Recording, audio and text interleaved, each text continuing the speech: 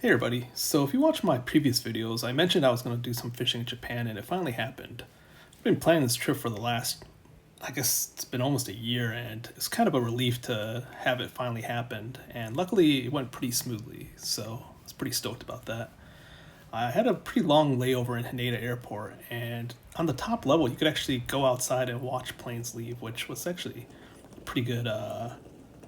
It's a good time passer, and it actually was much cooler than hanging around at the airport, which is unusually warm, at least by my standards.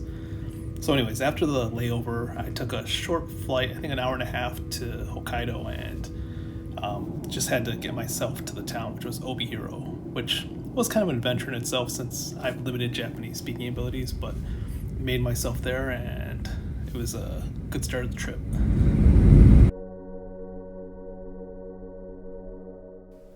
So the first thing on my agenda was to eat something, and I decided to try one of the local dishes, which was a pork bowl with grilled pork on top of rice. It's amazing. One of the best things I've actually had, and I'm not exaggerating.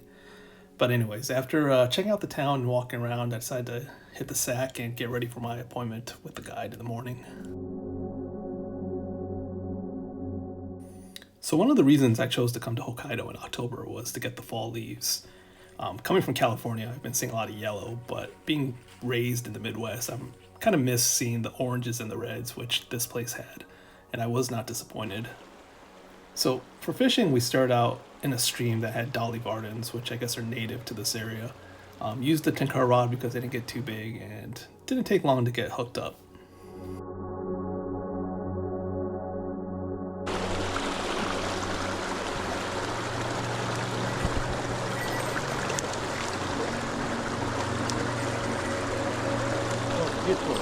What is it?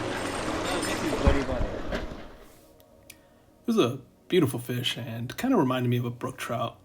It was getting close to their spawning time, I heard, so the colors were getting brighter and brighter. We basically fished dries only in this stream. I think it was similar to a elk hair caddis or some variation that was pretty close, and they took it pretty readily. Where you expected trout to be, pretty much there was something hanging around, so it wasn't really hard fishing.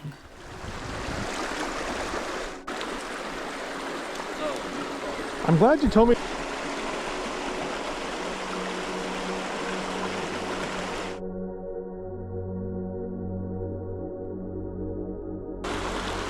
Good colors.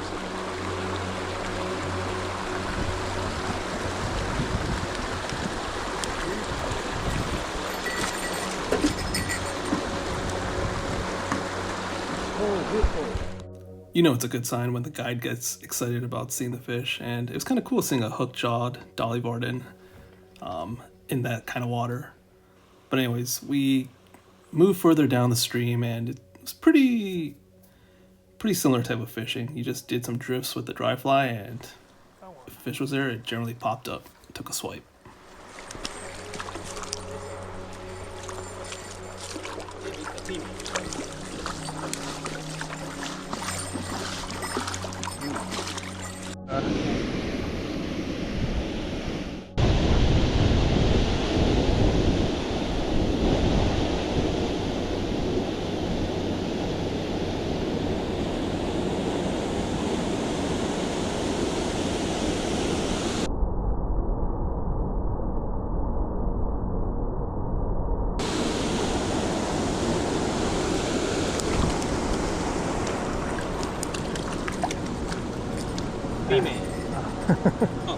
That's all right.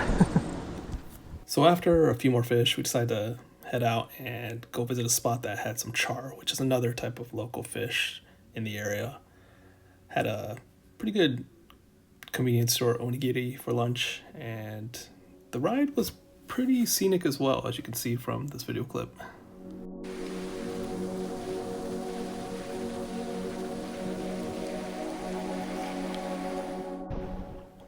So you can see that this is actually significantly bigger water, so moved on to a 5-weight fly rod. I think the guide mentioned that the water levels were kind of low this year and made fishing kind of tough in the stream.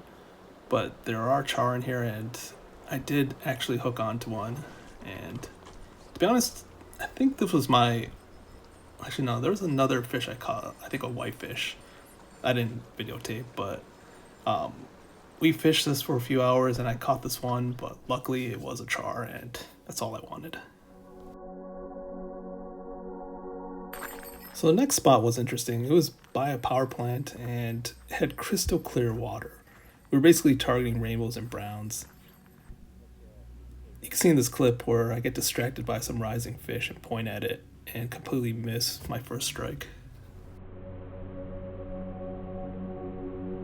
Sit. Too late. Sorry, I was looking at the fish. The big one coming.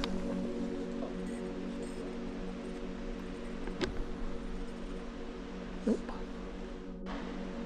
I see fish. Sit.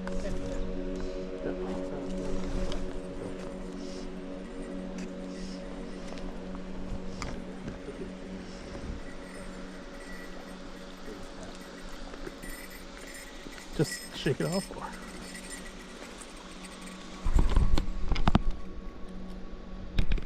So this is where it got interesting. If you listen to the background, you'll hear a speaker come up, and what they're basically saying is warning. They're about to release water, which was our signal to get the heck out of Dodge.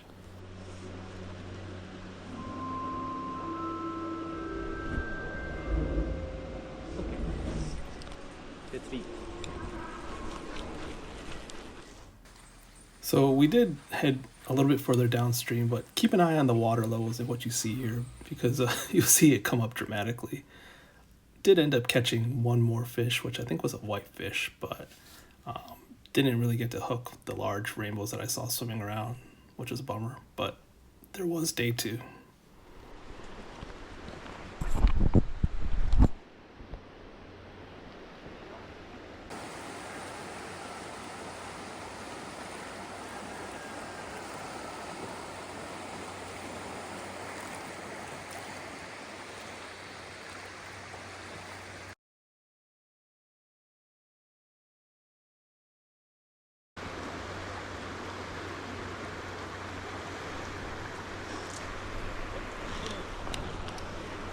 A fish or... That's a fish.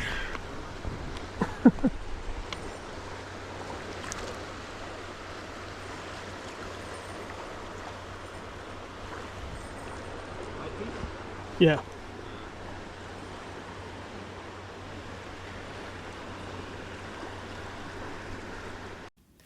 So we decided to go get some barbecue and beers, and it was a really good meal. I enjoyed my first experience of Japanese barbecue in Japan.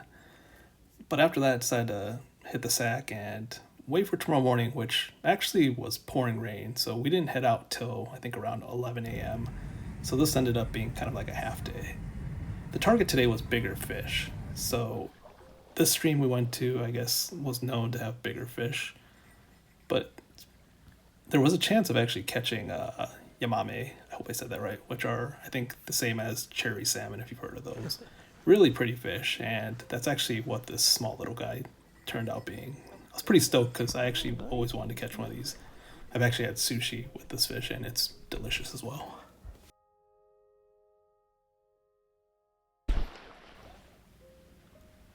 So as you could probably tell by now, today was mostly nymphing, and I probably wasn't doing it right since I was getting confused what the indicator was for. I thought it was at first a normal indicator where you see the strike, but I think it was more there just to see where your line is, and this was supposed to be more of a tight line setup, which probably caused me to miss more strikes than I should have.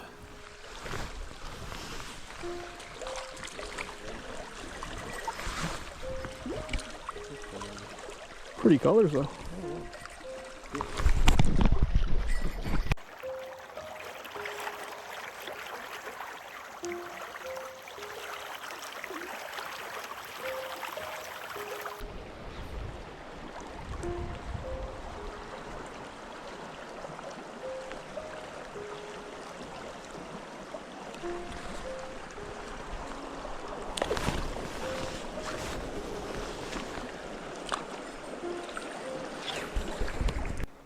strategy was basically fish the deeper pools. So you basically take a few steps, cast, take a few steps, and if you ran out of pool, just walk up to the next one like we just did.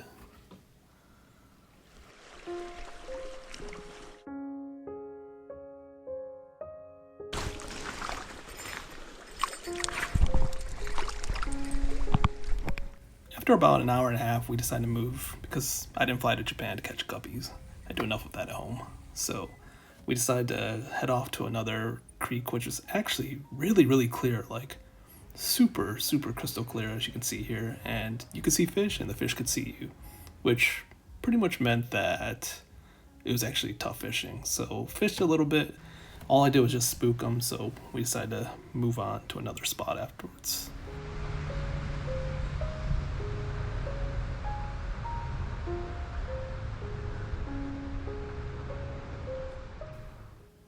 At this point, time was starting to run out because I actually had to catch a fairly early train to go to Sapporo. So we had one last shot at this spot, or sorry, this river.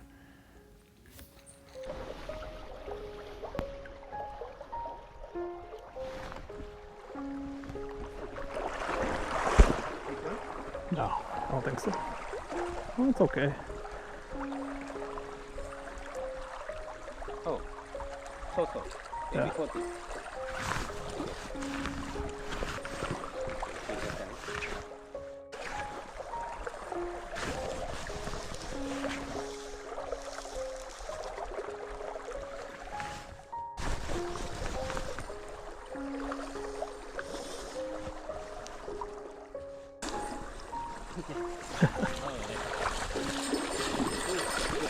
Pretty fish.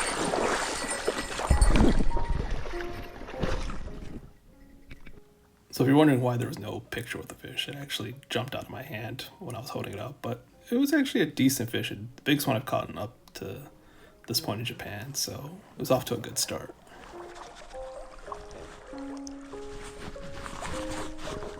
Yeah. I think he's coming in.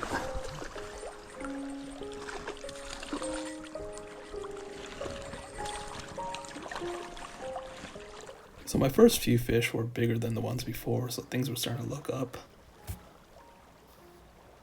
This is actually the battle that made the trip, I think.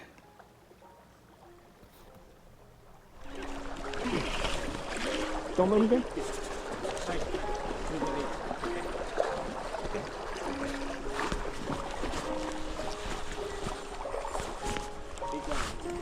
Let him go, or?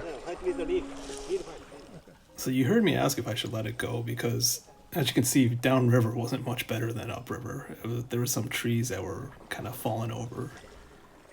And you can see from my drag screaming that A, this was either a really big fish, which actually was pretty big, and B, my drag might have been set a little too loose. So at this point, it actually had ran into like a tree that was falling over. So there was nothing else I could do. Either I lose it to the tree or I break him off. So I decided to just stop letting him run and just hold him or reel him in what I could. So I actually, both of us didn't think we were going to pull this fish in.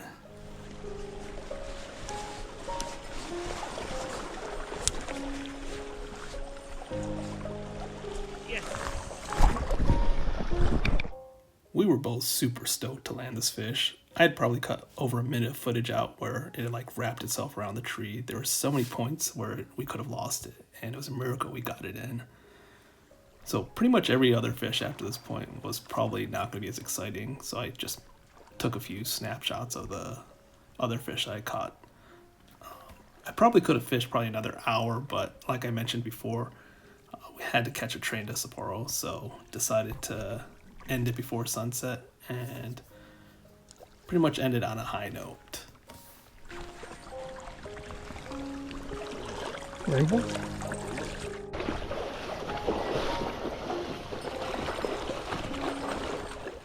This trip exceeded all my expectations, and Hokkaido is really a really special place to fish. It's beautiful, and the fish seem like they could hold their own against any other trout spot in the world, so I probably would make this trip again, and highly recommend anybody else to make this trip. I'll end it with a montage of pictures from the rest of my visit, which was more touristy. Hope you enjoyed the video and hope to see you guys next time. Thanks.